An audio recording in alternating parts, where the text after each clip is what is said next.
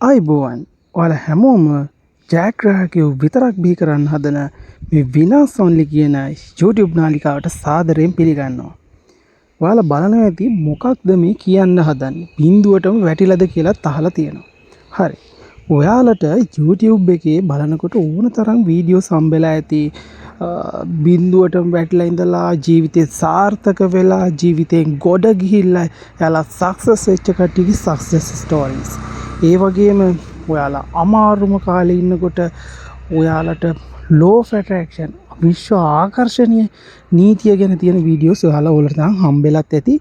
ඔයාලා වැඩියෙන්ම ඔය law of attraction වීඩියෝස් එහෙම බලන්නේ ඔයාගේ ජීවිතේ ඔයා කඩා වැටිච්ච වෙලාවට, ඔයා ආර්ථිකයෙන් වැටිච්ච වගේ වෙලාවට තමයි ඔයා ඒ වගේ වීඩියෝස් බලන්නේ. ඉතින් ඒ වීඩියෝ බලලා ඔයාට මොනවා හරි දෙයක් ලැබිලා තියෙනවා.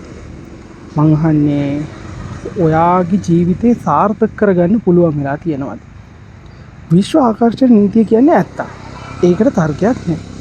ඒකේ තියෙන විදිහට අපි ඒ දේවල් හිතුවොත් අපිට ඇට්‍රැක්ට් කරගන්න පුළුවන්. හැබැයි අපි විශ්ව ආකර්ෂණ නීතිය පාවිච්චි කරන්නේ මොන වෙලාවටද?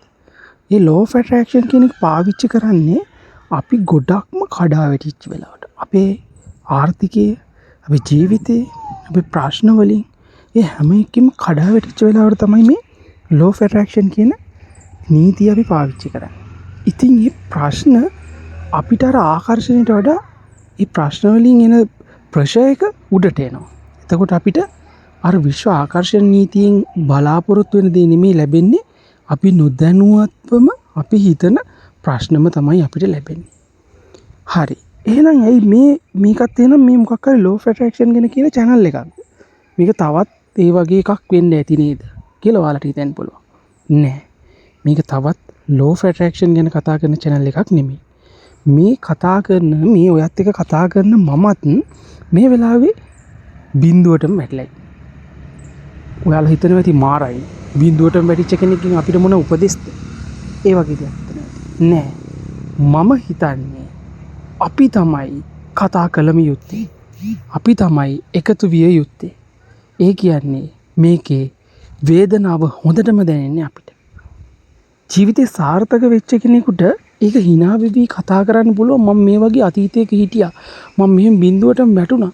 මම රස්සා 12ක් කරා, 13ක් කරා, මේ දේවල් කරා, අර දේවල් කරා කියලා එයා ඒක කියන්නේ තවත් එක එයාගේ කතන්දරයක් විදිහට. අපි අර පොඩි කාලේ අපි වට කරගෙන අපේ ආච්චි සීයා කතන්දර කියලා දුන්නේ.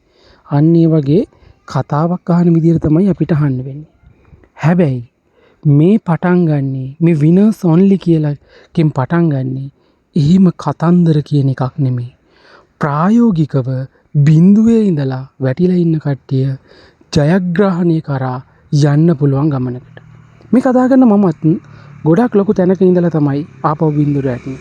හැබැයි අපි බිඳුවේ කියලා හිතාගෙන හිටියට අපි ගාව දේවල් ගොඩක් තියෙනවා. දැන් මේ කතා කරපු මමත් බිඳුවයි කියලා කිව්වට මට මේ වෙලාවේ තේරුම් ගන්න බැරි. හැබැයි අපි ළඟ තියෙන ගොඩක් දේවල් අපි සතුයි. එහෙනම් අන්න ඒක තමයි මේ හඳුන්වා දීමක් විදිහට පළවෙනිම වීඩියෝ එක විදිහට මෙන්න මේක පටන් ගත්තේ. මේ වීඩියෝ සීරීස් එකේ ඔයාගේ තියෙන ප්‍රශ්න, ඔයා මොන වගේ සිටුේෂන් එකකද ඉන්නේ කියලා යටින් කමෙන්ට් කරන්න. ඒක තව කෙනෙකුට වැදගත් වෙයි. මොකද අමාරුවේ වලේ වැටිලා ඉන්න මිනිස්සයා විතරයි දන්නේ වල ඇතුලේ තියෙන ප්‍රෙෂර් එක, පීඩනය. එහෙනම් අපි වලෙන් ගොඩ එන්න තියෙන පළවෙනි පියවර මේ වීඩියෝ එකෙන් පටන් ගන්නවා. ඊළඟ වීඩියෝ එකේ ඉඳලා ඔයාලට මේකෙන් කරන්න පුළුවන් දේවල්, ප්‍රායෝගික දේවල් කතා කරනවා. එහෙනම් ඉක්මනින්ම තවත් වීඩියෝ එකකින් හම්බෙනකන් ඔයාලා හැමෝටම ජය වේවා. පරිස්සමින් ඉන්න හැම දිනාටම බුදුසරණයි, ජේසු පිහිටයි, අල්ලා දෙවියන්ගේ පිහිටයි.